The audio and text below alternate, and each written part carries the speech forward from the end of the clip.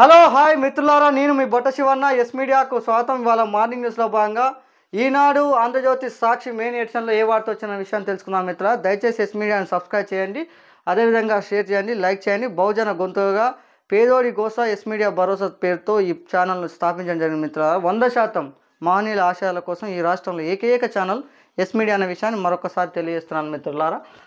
ఈనాడు ప్రధాన వార్తను చూసే ప్రయత్నం చేద్దాం మిత్రులారా. మొదటగా ఏకదాటి వాన, దిశ మార్చుకొని రాష్ట్రంపై ఇచ్చుకపడ్డ మోంతా తుఫాన్.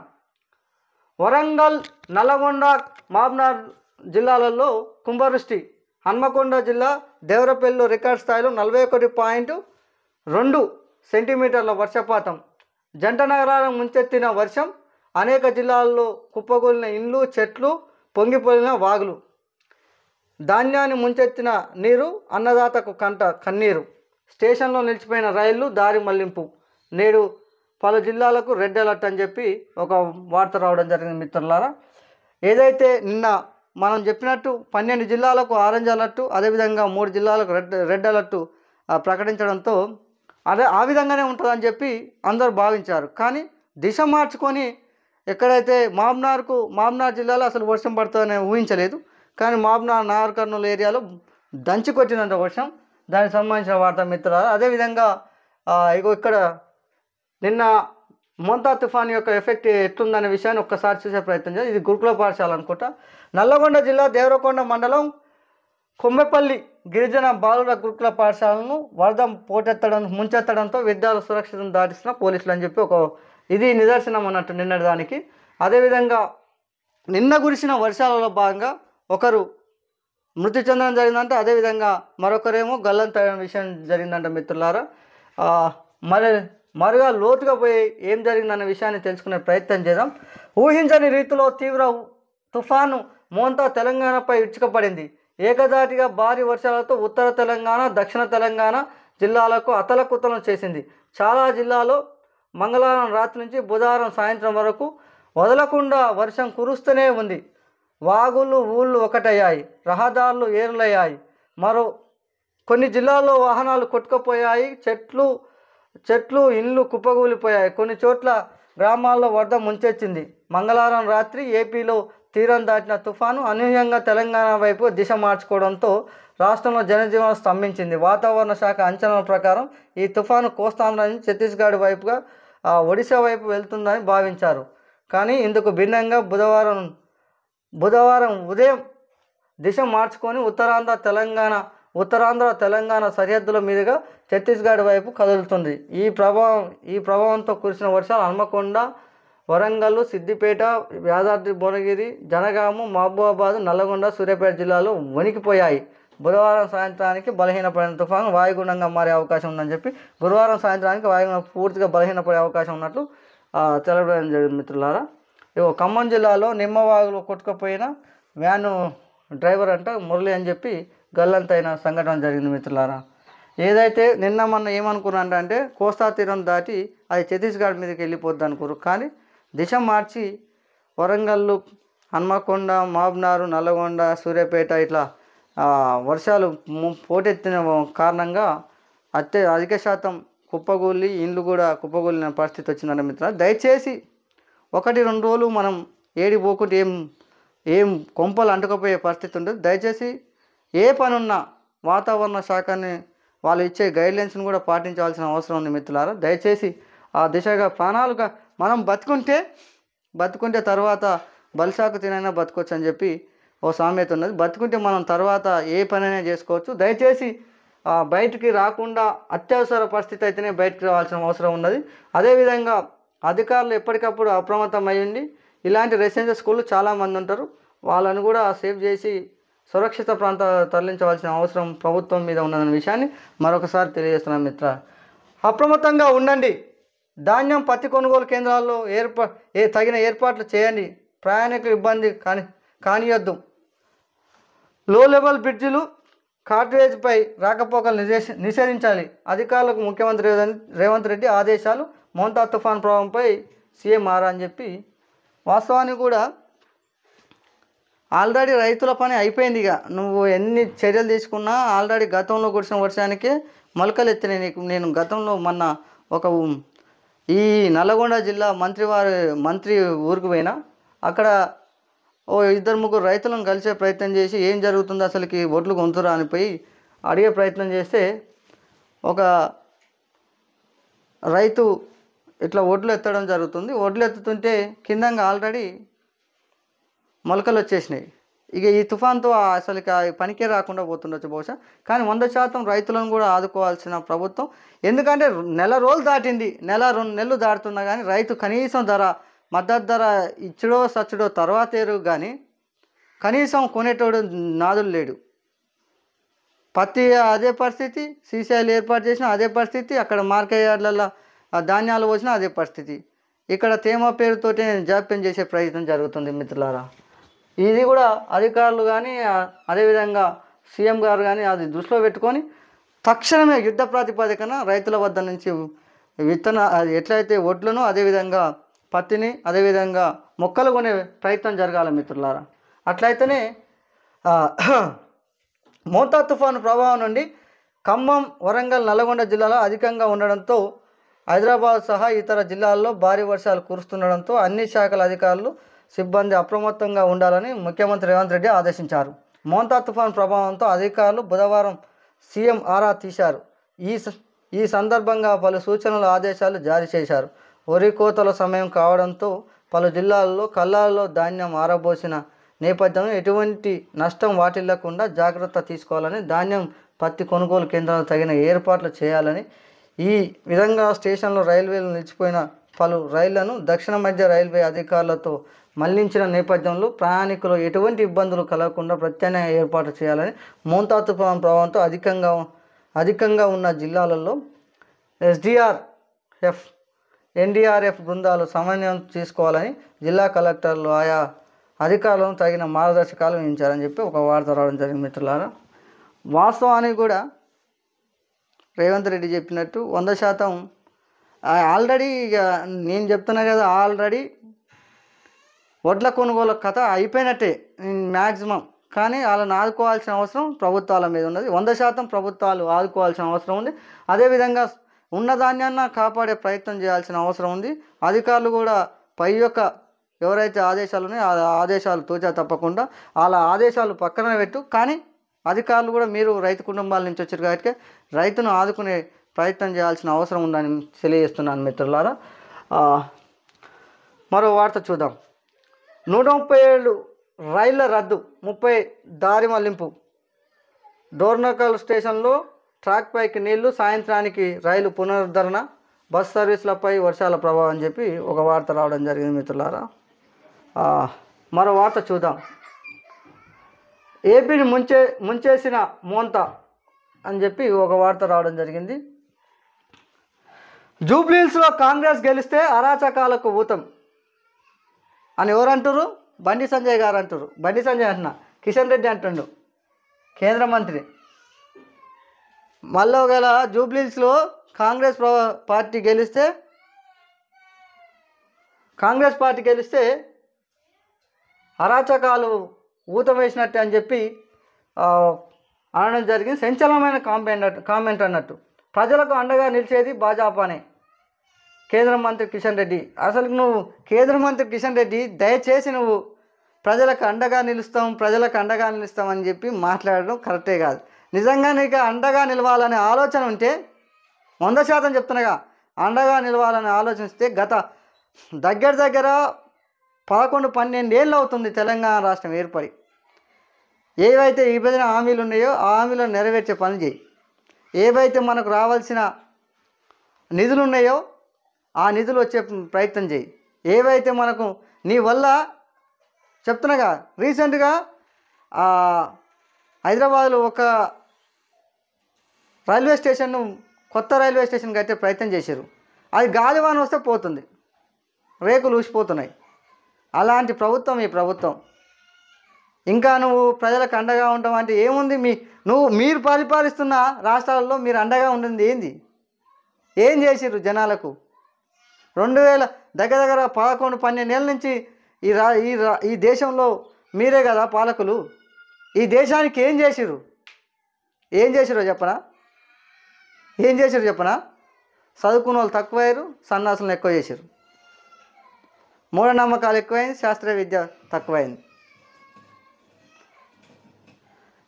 ఓన్లీ జై శ్రీరామ్ అంటే ఓన్లీ బీజేపీకి అనుబంధ సంఘాలకు మాత్రమే శ్రీరాముడు ఒకడు దేవుడైనట్టు, మిగతా వాళ్ళకు కానట్టు సృష్టించారు. ఈ దేశానికి నాణ్యమైన విద్యను అందించడంలో పూర్తిగా విఫలమైనారు. ఈ 10 ఏళ్లలో ఇంకో 100 ఏళ్ళు వెనక పంపారు దేశాన్ని. అంతే తప్ప మీ వల్ల అయ్యింది ఏం లేదు. మీరు ప్రజలకు అండగా ఉంటారంటే దయ్యాల వేదాలు వల్లించినట్టే ఉంటుంది కథ. జూబ్లీహిల్స్ ఉప ఎన్నికలో మజిల్స్ బహిరంగంగా మద్దతిస్తున్న కాంగ్రెస్ విజయం సాధిస్తే ఐటీ రంగానికి కేంద్ర అభివృద్ధి సాధించిన కొత్త నగరం కూడా పాలిస్లో మారిపోతుందని. పాత బస్తీల ఏంటంటే ఐటీ రంగంలో అభివృద్ధి చెందిందంటే పాత బస్తీ లెక్క మారిపోతుందంట. నీకు దమ్ముంటే కిషన్ రెడ్డి ఒకడే మాట్లాడుతున్నా, నీకు దమ్ముంటే అందరి మీద ఈడీ సిబిఐ దాడులు చేస్తావు కదా. ఇవాళ నీకు దమ్ముంటే ఓవైసీ మీద చేసే దమ్ముందా? ప్రతిసారి ఓవైసీకి, మజిల్స్ పార్టీకి, బీజేపీకి అంటగాగే పెట్టి అదేవిధంగా వాళ్ళనే బూచిగా చూపెట్టి ఓట్లు దండుకునే ప్రయత్నం చేస్తున్నావు. వాస్తవానికి నీకు కానీ నీ మోడీకి కానీ దమ్ముంటే ఓవైసీని ఒక్క కేసు నన్ను ఇరికించిన దమ్ముందా? ఒక 10 రోజులు జైలు పెట్టే దమ్ముందా? అది లేదు. ఎవరిని మబ్బ పెడతారు? బీజేపీ ఎవరిని మబ్బ పెడుతుంది? 100% మీరు చేసే ఎన్నికల విధానం ఈ దేశానికే ముప్పు. బీజేపీ ప్రభుత్వమే ఈ దేశానికి ముప్పు అనే విషయాన్ని తెలుసుకోవాలి. శాస్త్రీయ విద్య లేదు, పాడు లేదు. ఒక్కరు ఎంత టైం పడుతుంది? నువ్వు అంటే మజిల్స్ పార్టీ మీద పడుతున్నావుగా. మరి మజిల్స్ పార్టీ మీద ఒక్కరోజన్నా ఒక్క దాడి అనేది జరిగిందా? ఈడీ దాడి దేశంలో అందరు ఎంపీల మీద, అందరు ముఖ్యమంత్రులని, అందరు జైలు, మీ మాట అయిన వాళ్ళందరూ జైల్లో పెట్టారు. మరి ఓవైసీని ఎందుకు పెట్టట్లేదు? వానికి నీకు వాడు ఇద్దరు తోడు దొంగలే ఈ దేశాన్ని సర్వనాశనం చేయడానికి. ప్రపంచ దేశాలేమో అభివృద్ధిలో పోటీ పడుతుంటే మీరేమో మతం పేరుతో ఇవాళ ఈ దేశ ప్రజలను విభజించే పనిలో ఉన్నారు. పవర్ శాశ్వతం కాదు, పవర్ అనేదే శాశ్వతం కాదు. కానీ పవర్ కోసం ఇన్ని డ్రామాలా, ఇంతనా? ఇదంతా పైకే ఆడే నాటకం మిత్రులారా. దయచేసి దీన్ని గమనించాల్సిన అవసరం ఉంది. అండా లేదు, పాడు లేదు. బీజేపీని ఈ రాష్ట్రంలో అధికారంకు తీసుకురావాల్సిన అవసరం లేదనే విషయాన్ని కూడా మీకు మరోసారి హెచ్చరిస్తున్నాను మిత్రులారా. ఇక వస్తే ఏం లేదుగా, అంతా కాషాయ మాలధారణ చేయాల్సిందే. ఇక వాళ్ళకు భజన కొట్టవలసిందే. మరో శ్రీలంక లాగా భారతదేశాన్ని మరో 10 ఏళ్ళు వెనక పంపుతారు. ఏది ఒక యూనివర్సిటీ అని తెచ్చినావా? తెలంగాణలో గత 11 సంవత్సరాల్లో ఒక యూనివర్సిటీకి పర్మిషన్ తెచ్చిరా? ఒక గవర్నమెంట్ యూనివర్సిటీ కట్టినావా? నిధులు తెచ్చినావా?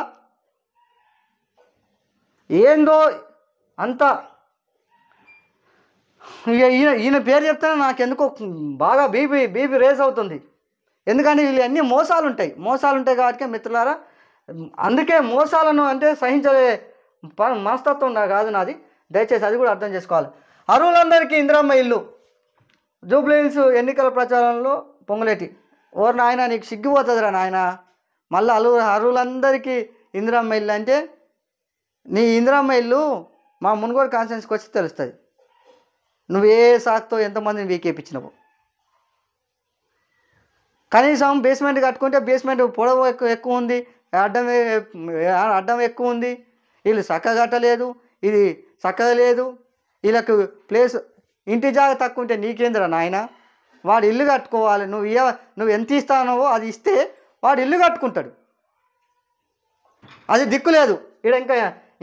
ఇంకా సిగ్గుమాలిన మాటలు ఇవన్నీ. ఇదంట ఇక అంతడు వీకింది కానీ ఇక పోయి ఆడ వీక్తాడంట. కాంగ్రెస్ ఓటేయాలంటే ఉత్సాహంగా లేరని చెప్పి మీకు కూడా ఓటేయాలంటే ఉత్సాహం లేదు కేటీఆర్. మీరు చేసిన 10 సంవత్సరాల పాలన దరిద్రమైన పాలన. తెలంగాణ రాష్ట్రాన్ని సర్వనాశనం చేశారు. చలో మరో వార్త. మంత్రివర్గంలోకి ఆహా, రేవంత్ రెడ్డికి ముస్లిం సోదరులారా ఎందుకు గుర్తుకొచ్చారో తెలుసా?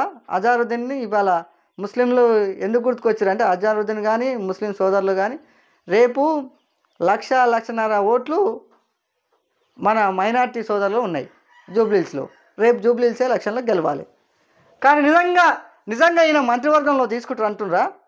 బీసీ రిజర్వేషన్ బిల్ ఎట్లయితుందో ఇది కూడా గంతే. ఎందుకని తెలుసా? రేపు ఏం చేస్తారు? వీళ్ళు మంత్రివర్గంలో ప్రమాణ స్వీకారం చేయించాలని వీళ్ళు పోతారు.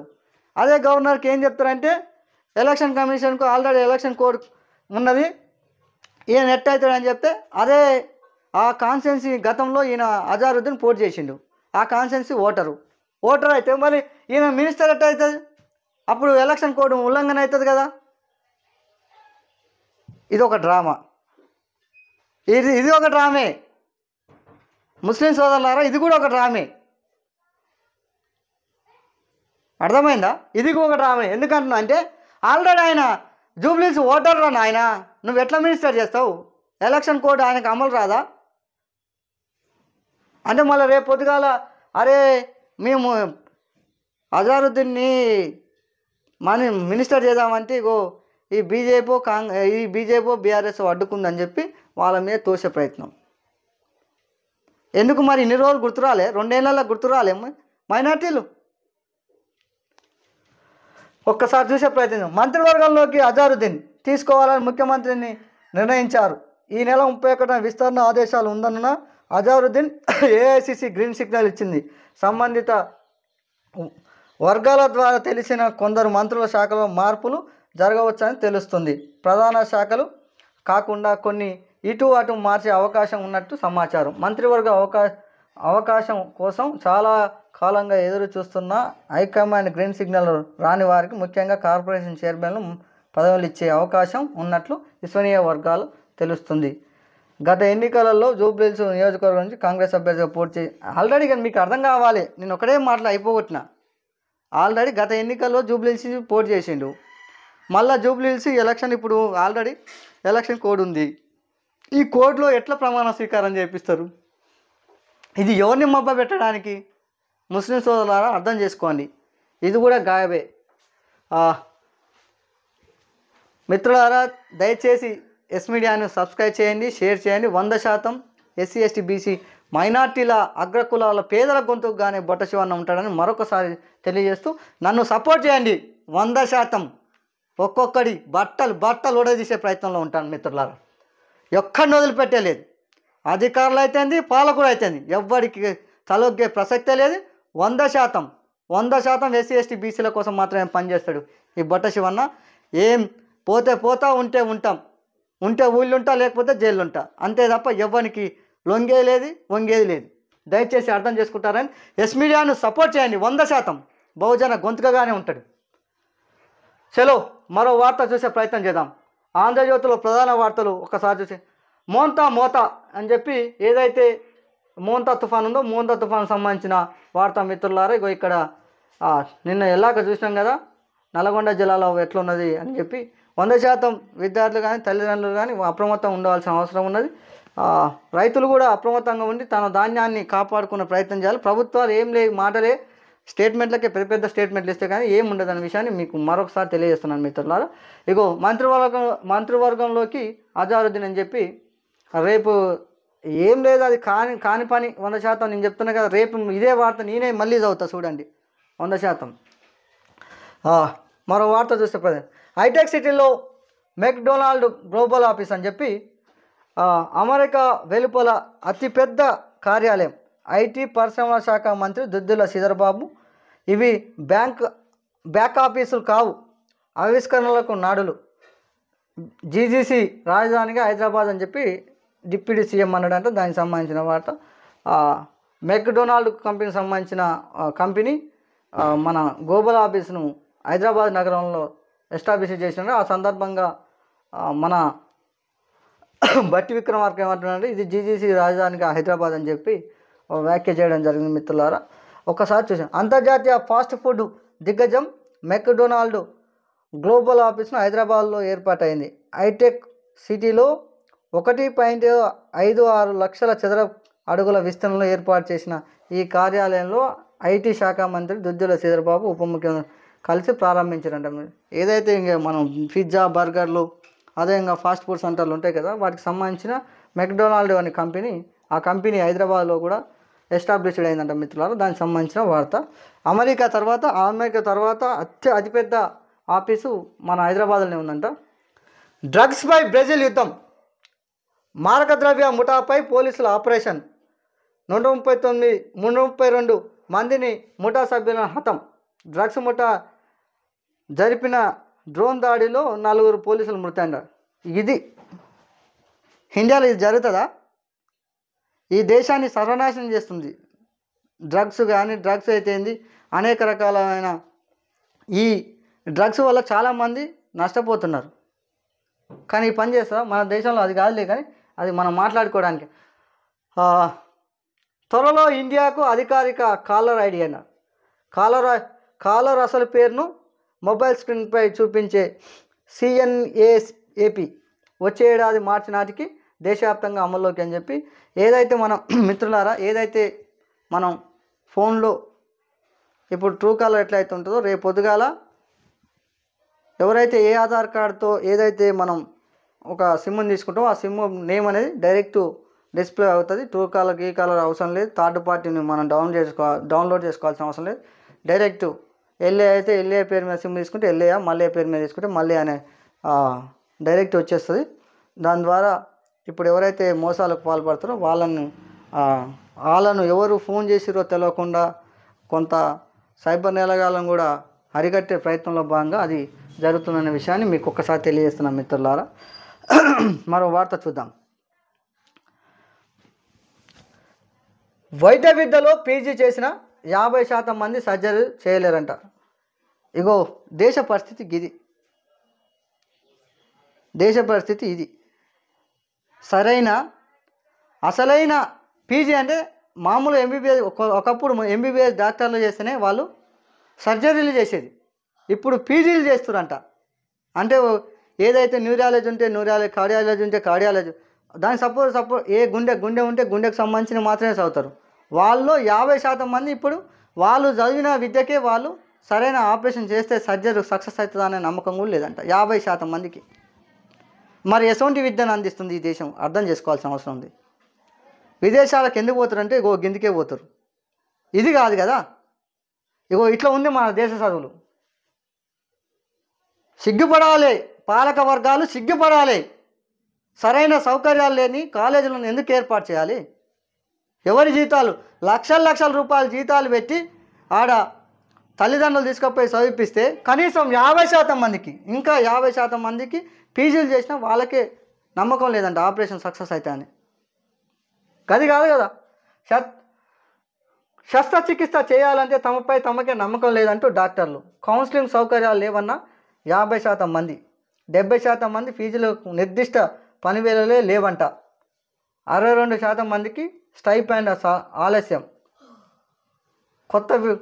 కొత్త వైద్య కళాశాలలు మౌలిక వసతులే లేమి. ఫైమా RMS సర్వే నివేదిక సంచలనంగా దేశవ్యాప్తంగా 2000 మందికి పైగా మెడికోలు డాక్టర్లతో సర్వేలు. తక్షణ సంస్కరణ చేపట్టాలని వినతి అని చెప్పి. ఇది దేశ వైద్య రంగం పరిస్థితి ఇది. ఇక మరి మనకాడ ఇక్కడికి వెళ్ళి మరి వేరే దేశాలు పోకపోతే ఏం చేస్తారు? చిన్న దేశాలు మన కరోనా టైంలో మనల్ని ఆదుకున్న పరిస్థితి వచ్చింది. మరి మనకెందుకు లేదు బుద్ధి అని అడుగుతున్నా. నాణ్యమైన చదువులు ఎందుకు ఇవ్వలేకపోతున్నాం? చదువు కాదు కదా కావాల్సింది, గుడి తర్వాత సంగతి. గుడి ఉండాల్సిందేమో, అది ఒక ఆల్టర్నేటివ్. కానీ ఇక్కడ బడులు సరిగా ఉండాలి కదా, మనం ఇచ్చే నాణ్యమైన వైద్యం ఉండాలి కదా, విద్య ఉండాలి కదా. ఇవి విద్యా వైద్యం ఉంటే నీ పథకాలు ఎవరికి కావాలరా నాయన? నీ పథకాలు ఎవరికి అవసరం కూడా లేదు. దయచేసి ఇది కూడా అర్థం చేసుకోవాల్సిన అవసరం ఉంది. ఇక చూసినావా, ఇక్కడ కనీస కౌన్సిలింగ్ సౌకర్యాలు కూడా 50% లేవంట. అదేవిధంగా 70% పీజీ నిర్దిష్ట 10,000 లేవంట. అదేవిధంగా స్టైపెండ్, మీరు ప్రభుత్వాలు ఇవ్వాల్సిన స్టైపెండ్ కూడా సరైన సమయానికి ఇవ్వకపోవడం కూడా ఇది ఒక పెద్ద మైనస్ అంట. ఇంకా వీళ్ళు పెద్ద మునగాళ్ళ లెక్క వైద్య కాలేజీలు కట్టేస్తున్నాం అనుకో, వైద్య కళాశాలకు పర్మిషన్ ఇస్తున్నా అంటే సగం వైద్య కళాశాలకు సరైన సౌకర్యాలు లేవంట. మరి ఎట్లా వస్తారు ఈ దేశం నుండి? ఈ దేశ యువతకు ఎట్లా ఉద్యోగాలు వస్తాయి, ఉపాధి కలుగుతుంది సరైన విద్య లేకపోతే? ఇప్పుడు వాడు సరిగా ఇప్పుడు చాలా చాలా చాలా అంటే చాలా డాక్టర్లు చాలా ఆపరేషన్లు ఫెయిల్యూర్ ఎందుకు అవుతున్నాయి అంటే ఇటువంటి కారణాల వల్ల. వాళ్ళకి సరిగ్గా విద్యను సరిగా అందించకపోవడం వల్ల, వైద్య విద్య సరిగా రాకపోవడం వల్ల రేపు పొద్దుగాల వాళ్ళు వచ్చి ఆపరేషన్ చేసి జనాలను చంపే ప్రయత్నంలో ఉంటారు. ఇది ఒక రకమైనది. ఇంకోటి చెప్పాలని చూస్తున్నా మిత్రులారా, ఒక్కసారి చూడండి. మళ్ళీ ఇక్కడ పక్కనంట ఇక్కడ దిక్కు లేదు. ఇంకో విదేశీ విద్యకు భరోసా అంట. అరే దీన్ని బాగు చేయరురా నాయన, స్వదేశీ విద్యను బాగు చేయరి. విదేశీ విద్య ఎందుకురా నాయన? పక్క దేశాలకు ఏముంది పోను, మనకాన్నే అన్ని రకాల సౌకర్యాలు ఉంటే విదేశీ విద్యకు మనకెందుకు? ఇక్కడనేమో చక్కగా వీళ్ళు చక్కగా లేదు. ఇంకో విషయం కూడా చెప్తా. విదేశీ విద్యకు భరోసా 330 కోట్లు ఓవర్సీస్ స్కాలర్షిప్ను విడుదల చేయడం ఆర్థిక శాఖగా బట్టి విక్రమార్క ఆదేశాలంట. ఇక చూడు మళ్ళీ ఇంకోటి చూపెడతా. వసతులు లేవు, బోగస్ విద్యార్థులు, ఫీజు రియంబర్స్మెంట్ దుర్యోగంపై ఫిర్యాదులతో రాష్ట్ర వ్యాప్తంగా కొన్ని కళాశాలలు తనిఖీలు. ఆరోపణలు నిజమని తేలడంతో 1900 కాలేజీలో తనిఖీలకు ఆదేశం. నేడు ఇంజనీరింగ్ కాలేజీలో మొదలు. ఇది ప్రభుత్వ కక్ష సాధింపు అన్న తనిఖీలకు సహకరించబోమని చెప్పి కళాశాల యాజమాన్యాలు. ఇక సిగ్గి లజ్జ ఏది లేదు ఈ ప్రభుత్వానికి. ఎందుకంటున్నంటే వాళ్ళు గత 2 నెలలు 3 నెలలు దసరా కన్నా ముందు నుంచి మాకు గత 5-6 ఏళ్ళ నుంచి మాకు పాత బకాయిలు ఉన్నాయి ఆయన, ఫీజు రిమెంబర్మెంట్ స్కాలర్షిప్లు రావాలి, మా అమ్మగాని ఇయ్యరని అడిగారు. అడిగితే ఇప్పుడు ఏమంటారు అంటే 2 నెలలు మరి నీకు సిగ్గి చేయడం లజ్జ ఉన్నదా? నాకు తెలియకడితే ఉన్నత విద్యాశాఖకు మీరు అంతకుముందుకు ఏం చేశారు? గాడిద పనులు విన్నారు. ఇవాళ వాళ్ళకు రావాల్సిన వాళ్ళు బోధనకు సంబంధించిన ఏవైతే ఫీజులు అడుగుతారో ఫీజులు అడగంగానే మీరు ఫీజు రియంబర్స్మెంట్ మాకు ఇస్తారా అని చెప్పి రేపు నవంబరు 3వ తారీఖున వీళ్ళు లాస్ట్ డిమాండ్ పెడితే ఇప్పుడంట తనిఖీలంట. మరి ఇన్ని రోజులు ఏం చేశారు? ఇది ఇవాళ కాదు కదా. వీళ్ళు ఏదైతే యజమాన్యాలుండి మా పైసలు మాకు ఇవ్వవలసింది ఇస్తేనే మేము చదువు చెప్తామని వాళ్ళు అడిగితే ఇవాళ తనిఖీల పేరుతో వాళ్ళని కక్ష సాధింపు చర్యలో భాగంగా వాళ్ళ తనిఖీలు చేస్తున్నారు. మరి ఇన్ని రోజులు కనపడలేదా? మరి గతంలో 200-300 కోట్లు ఇచ్చినావు. మరి అప్పుడు ఈ విద్యార్థులు బోగస్ విద్యార్థులు అన్న విషయం మీకు తెలియదా? ఇప్పుడు ఇచ్చినారు నీకు, ఇప్పుడు ఇచ్చినారు రేవంత్ రెడ్డి, ఇప్పుడు ఇచ్చినారు. మన చర్చలు జరుపుతానికి పోయిన మంత్రులారా సిగ్గు ఉండాలి. ఇప్పుడు వచ్చిన మీకు సోయి. మరి గతంలో ఇచ్చిన పైసలకు కూడా బాధ్యుడు. ఏమైంది ఒక్కసారి చూసే ప్రయత్నం చేద్దాం. రాష్ట్రంలో అన్ని వృత్తి విద్యా కళాశాలల్లో లైసెన్స్ తనిఖీలు చేయడం ప్రభుత్వ ఆదేశాలు జారీ చేసింది. ఫీజు రియంబర్స్మెంట్ నిధులను కాలేజీలు దుర్వినియోగం చేస్తున్నాయంటూ గతంలో వచ్చిన ఫిర్యాదులపై ఇటీవల ప్రభుత్వం కొన్ని కాలేజీలో విచారణ చేసింది. సరైన వసతులు లేకపోవడం వల్ల, ప్రభుత్వ నిబంధనలు పాటించకపోవడం, కంప్యూటర్లు ల్యాబులు, సైన్స్ ల్యాబులు లేకపోవడం, బోగస్ విద్యార్థులు అర్హత లేని విద్యార్థులు విచారణ చేయాల్సింది వాదన తెలిపింది. దీంతో ఈ అన్ని అంశాలను సమగ్ర విచారణ జరపని తాము నిర్ణయించామని విజిలెన్స్ డైరెక్టర్ జనరల్ నేతృత్వంలో విచారణకు ఆదేశించి రాష్ట్ర ప్రధాన కార్యదర్శి రామకృష్ణ బుధవారం నాడు ఆదేశాలు పేర్కొన్నారు. గతంలో విడుదల చేసిన నిధులు సైతం పక్కదారి పట్టాయని, పేద విద్యార్థులకు అందవలసిన నిధులు ప్రైవేటు యాజమాన్యాల దుర్వినియోగం చేశాయని పేర్కొన్నారు. ఇది ఏం లేదు, చెప్తున్నా కదా, ఆడలేక మధ్యలో బాగాలేదని చెప్పి గజ్జలు బాగాలేమునని ఓడిపోవడం అన్నట్టు అది సామెత.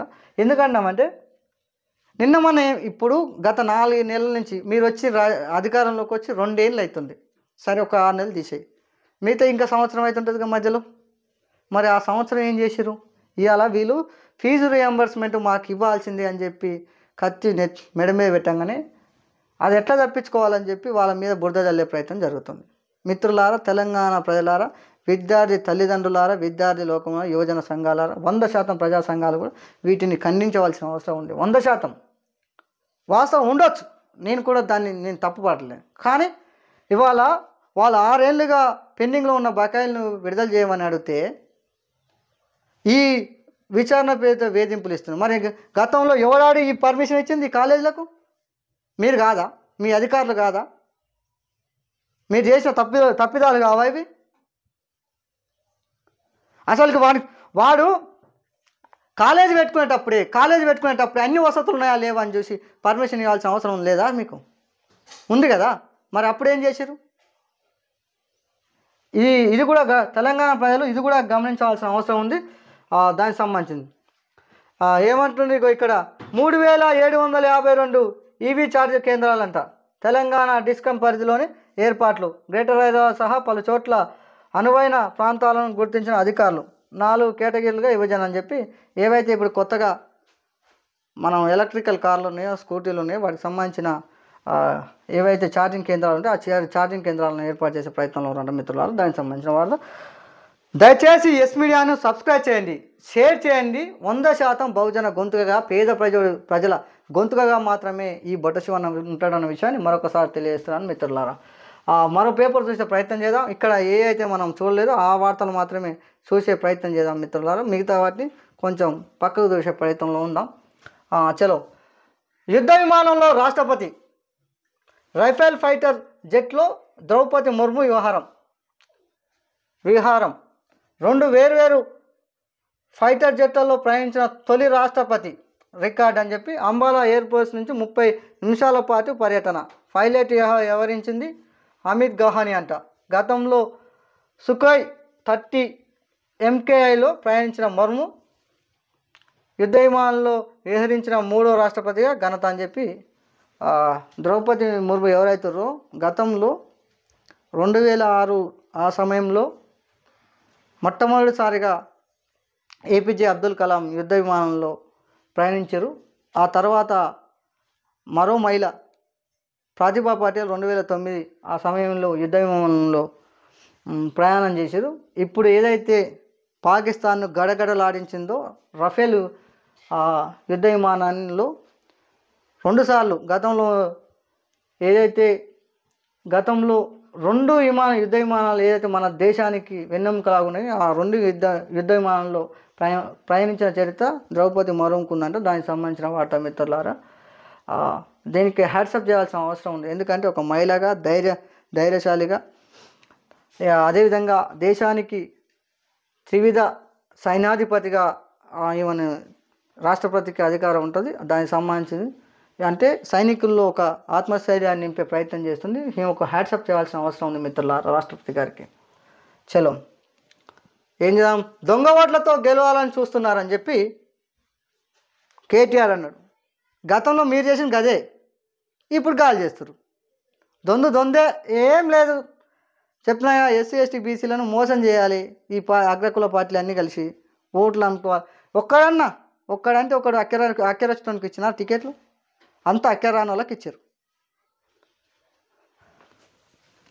జూబ్లీహిల్స్ నియోజకవర్గ కాంగ్రెస్ పార్టీ దొంగ ఓట్లతో నమోదు చేయించాయని, ప్రజలు ఎలాగూ ఓటు వేయరని తెలిసి దొంగ ఓట్లతో గెలవాలని చూస్తుందని బీఆర్ఎస్ వర్కింగ్ ప్రెసిడెంట్ కేటీఆర్ అన్నారు. నియోజకవర్గంలో 13,000 దొంగ ఓట్లను సృష్టించారని, ప్రజలు అప్రమత్తంగా లేకపోతే కాంగ్రెస్ చెందిన ఎవరో ఒకరు ఓట్లు వేస్తారని అనుమానం వ్యక్తం చేశారు. కాంగ్రెస్ అభ్యర్థి సోదరుడికే 3 ఓట్లు ఉన్న విషయాన్ని కేటీఆర్ గుర్తు చేశారు. తెలంగాణ భవన్లో బుధవారం జరిగిన మున్నూరు కాపు ఆత్మీయ సమ్మేళనంలో కేటీఆర్ మాట్లాడుతూ జూబ్లీహిల్స్ ఉప ఎన్నికలలో మంత్రులు కొత్త వేషాలు వేసుకొని అభివృద్ధి చేస్తామని గల్లీ లీడర్లాగా తిరుగుతున్నారు ఎద్దేవా చేశారు. ప్రజలు అంగట్లో సరుకులా కొని ఉప ఎన్నికలు గెలిచేందుకు ప్రభుత్వం కాంగ్రెస్ ప్రయత్నిస్తుందని, మరోవైపు కాంగ్రెస్ అభ్యర్థి స్వయంగా బెదిరింపులకు పాల్పడుతున్నారని, ఆయన గెలిచే పరిస్థితి లేదని ఓటర్ ఆలోచిస్తున్నారన్నారు. సికింద్రాబాద్ కంటోన్మెంట్ కాంగ్రెస్ గెలిపిస్తే 1000 కోట్లు ఇస్తామని హామీ ఇచ్చారని. ఏమి కేటీఆర్, అవి కావు, ఇంకా అనేక హామీలు ఉన్నాయి, దొంగ హామీలు. అర్థమైందా? కంటోన్మెంట్ను గెలిస్తే అంట 1000 కోట్లు ఇస్తామన్నారంట, 1200 కోట్లు. ఆడ ₹1 ఇచ్చిన పాపాన్ని పోలేదు. మళ్ళీ ఇప్పుడు అంతా ఎలక్షన్ వచ్చినప్పుడు జనాలను ముంచాలి. ఈ ఎలక్షన్ల మీద ఉన్న ఆరాటం పోరాటం ప్రజల సంక్షేమం మీద ఉంటే ఎప్పుడో బాగుపడే దేశం. మరో వార్త చూసాను. ఇగో ప్రపంచాన్ని అంట దారిదీపం భారత్ అంట. నిజంగా ప్రపంచానికి ఎందుకని యువత అత్యధికంగా ఉన్నది మన దేశంలో, కానీ పాలకుడు సరైన వాళ్ళు లేడు. నిజంగా యువతను వాడుకుంటే ప్రపంచ దేశాల్లో శాసించవచ్చు, కానీ సరైన దేశ పాలకుడు ఉంటే ఎప్పుడో బాగుపడు. ఇది లేకపోవడం పెద్ద మైనస్ మనకు మిత్రులారా. ఇగో ఛత్తీస్గఢ్లో 72 మంది మావోయిస్టులు లొంగుబాటు అంట. ఇది చాలా అంటే వాస్తవానికి కూడా మావోయిస్టు ఉద్యమానికి రోజు రోజు క్షీణిస్తుందని చెప్పడానికి ఇది ఒక నిదర్శనం అనాల్సిన అవసరం ఉంది మిత్రులారా. 137 రైళ్ళు 130 ఆర్టీసీ బస్సు రద్దు అంట చెప్పి ఒక వార్త రావడం జరిగింది. మంత్రివర్గంలోకి అజారుద్దీన్ రేపు 11 గంటలకు ప్రమాణ స్వీకారం అని చెప్పి ఒక వార్త రావడం జరిగింది మిత్రులారా. దయచేసి అన్ని రకాల వార్తలను విశ్లేషించే ప్రయత్నం చేసాను. దయచేసి ఎస్ మీడియాను సబ్స్క్రైబ్ చేయండి, షేర్ చేయండి. నాకు అండగా ఉంటే 100% మీకు 100% ఏ వార్తలు అయితే రావాలనుకుంటారో ఆ వార్తలు వచ్చే ప్రయత్నం జరుగుతుంది మిత్రులారా. దయచేసి ఎస్ మీడియాను సబ్స్క్రైబ్ చేయండి. నాకు అవకాశం ఇచ్చిన మీ అందరికీ ప్రత్యేక ధన్యవాదాలు మిత్రులారా. సెలవు తీసుకుంటున్నాను.